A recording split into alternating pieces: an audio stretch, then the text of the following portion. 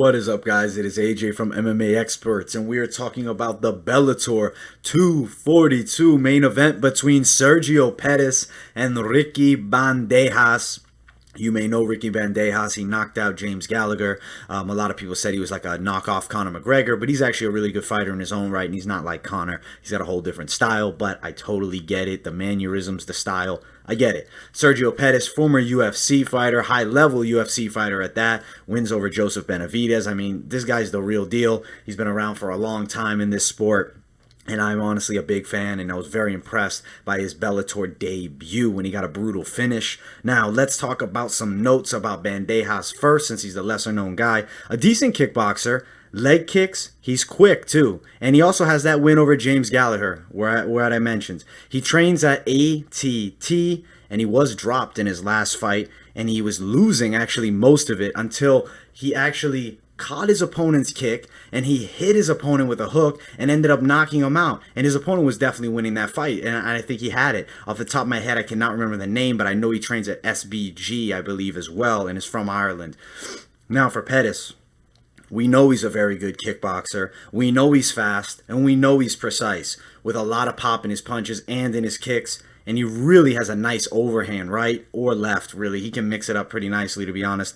He's got that submission skill, too, and the KO power from high-level training. The guys he trained, his brother's Anthony Pettis, former world champion. He's a former flyweight contender, and now he's trying to get the bantamweight title here in Bellator. I'm a fan of Sergio Pettis. I definitely think he wins this fight. I have him winning by submission in the first round. Reason being is I think Bandejas is not going to have anything for him on the feet, and I feel like Pettis is also superior on the ground. Overall, Pettis is a superior fighter, dominates Bandejas. I believe it's a first round submission too. Let's check the betting lines though. I have to load up for me here. So Pettis minus 130 to the plus 110. That's actually closer odds than I expected. I feel like Pettis maybe is being a bit underestimated. I thought they'd be maybe a minus 200, even a minus 175, something like that. But I guess they think it's closer than it is, in my opinion. I think Bandejas is a good fighter, but as I said, he was really getting beat up in his last fight, and I don't think that opponent is near the level of Sergio Pettis. Now, how's he been training in this COVID stuff? I don't know. I know that Anthony Pettis is the brother of Sergio, so you know he's getting the proper training. For Bandejas, he was at ATT. Before that, he was at Nick Catone MMA and Fitness, which you can see on the screen there. But he did leave there, so I don't know if now he's back there.